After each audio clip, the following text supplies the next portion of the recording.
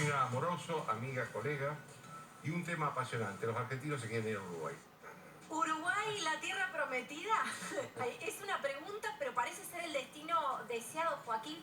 Tenemos que hablar que desde el inicio de la cuarentena, del aislamiento obligatorio en la Argentina, en Uruguay, recordemos, no hubo aislamiento obligatorio. Desde el inicio del aislamiento obligatorio en la Argentina hasta el 31 de julio, se habían registrado el ingreso de 25.000 argentinos, Joaquín. Realmente un número muy impresionante, para ser más exacta, 24.750. Pero que se fueron a pasar la cuarentena. Pero ¿qué pasa? Lo que se han disparado son las consultas para adquirir inmuebles. Las consultas en los colegios. Se incrementó muchísimo ya en el inicio de este 2019 la cantidad de alumnos argentinos inscriptos, por ejemplo, en colegios internacionales, el nuevo colegio internacional allí en Punta del Este, y el peso, digamos, el porcentaje de alumnos argentinos que han incorporado este año es muy significativo. A ver, ¿qué pasó? Acá se combinaron muchos factores. Por un lado, los cambios políticos en la Argentina y en el Uruguay, ¿no? Que coincidieron, aunque no en la misma dirección, ideológicamente distintos. ¿Qué hizo la calle Pou prácticamente desde la campaña? Decir que Uruguay tenía las puertas abiertas, ¿no? No solamente para los argentinos, sino en general. Uruguay tiene una población muy pequeña y un deseo de crecer, según decía el presidente de la calle Pou, un deseo también de atraer inversiones. Pero atención, porque una de las cosas en las que hacía hincapié él es: quiero también que se vengan las familias. Un deseo de poblar de gente con ganas de ponerse a trabajar Uruguay. Un país que tiene mucho potencial, hay que decirlo, en muchos aspectos.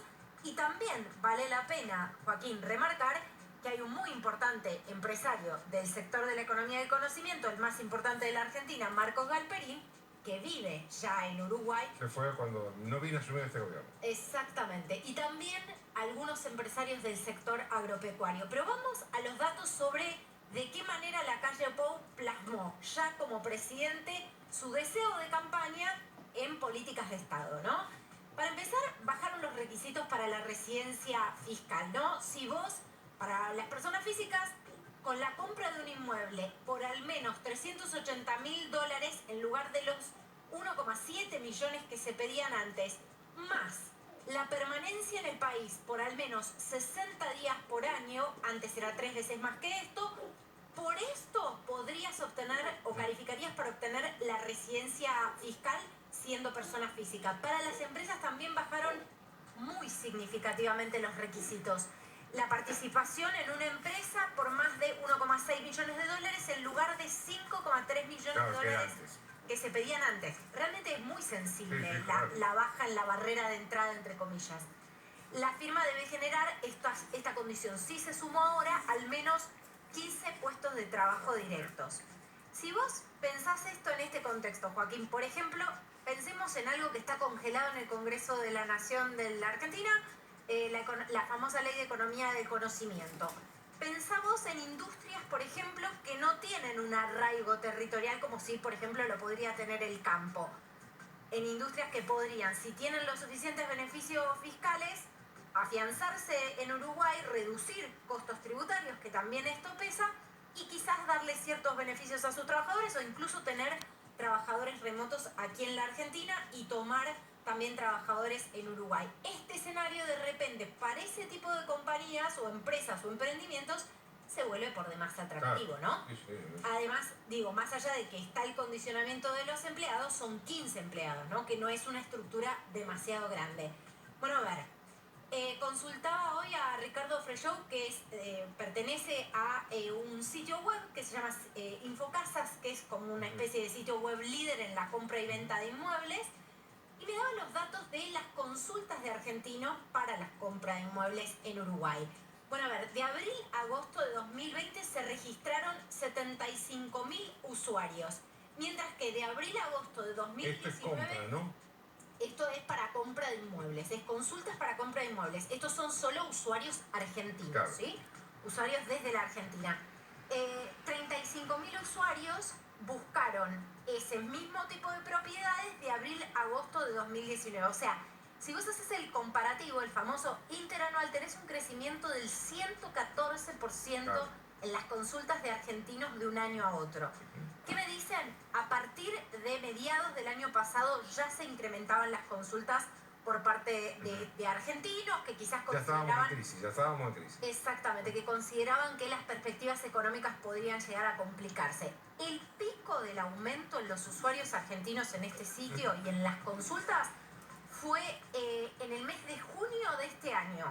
Creció un 300% el número de consultas con respecto al mismo mes del año anterior. Fíjate vos, para hablar en números absolutos pasó de 7.000 a 25.000. Repito, la fuente es Infocasas, ¿no? Que es este sitio web de compra, venta y alquiler de inmuebles. Es muy interesante pensar también que, por supuesto, todo esto sucede en un contexto donde no todos los usuarios son grandes empresarios o potentados, sino muchas veces familias de clase media que están pensando en vender aquí para comprar allá, con lo cual los movimientos son muy estudiados, o sea que no todas las consultas se están plasmando concretamente en compras. Pero lo cierto es que lo que piensan es que muchos de los argentinos que ingresaron temporalmente al Uruguay lo están tomando como una prueba piloto para pensar si no quieren hacer un cambio más drástico en sus vidas. Porque lo que se ve en Uruguay, hablando con muchas fuentes de allí, es un incremento en las consultas, no solo de este tipo para la compra de inmuebles, sino también en colegios, también en las búsquedas de trabajo, ¿no? Pensemos que puede haber mercado, pero hay mercado a desarrollarse, o sea, no es tampoco tan fácil hoy, llegar y conseguir trabajo, todo depende, por supuesto, de la industria. Pero la verdad es que se combinan, como te decía, muchos factores. Por un lado, las políticas concretas que está tomando la calle para atraer a argentinos o a extranjeros que quieran ir allí, y por otro lado, el buen manejo de la pandemia, hay que decirlo, los números para Uruguay hablan por sí solos, 45 muertes sin cuarentena obligatoria, ¿no? En Uruguay, por supuesto, 45 muertes son una tragedia. Son uruguayos. Bueno, pero han tenido muchísima cultura cívica. En el sentido que han disciplinado su vida, la han acomodado a la pandemia. Totalmente. Sin esperar que el gobierno les ordene nada. Absolutamente, y la apuesta fue a la responsabilidad individual, pero también a la preservación de las libertades individuales. Y por otro, un escenario quizás de más seguridad jurídica para muchísimas empresas que quieren seguir creciendo y que quizás ven el universo acotado en la Argentina. Aquí se discute el impuesto a las grandes riquezas. La calle Pou decía, yo no le voy a poner un peso a quien me va a pedalear la economía para recuperarla post pandemia o en esta salida de la debacle económica que significa la pandemia. De verdad es muy interesante lo que está sucediendo con el caso uruguayo y te diría que es un tema para seguir muy de cerca. Y es para preocuparse también como argentino. Por supuesto, claro que sí. Gracias, Caro, nos vemos el lunes. A vos, Joaquín. Una pausa.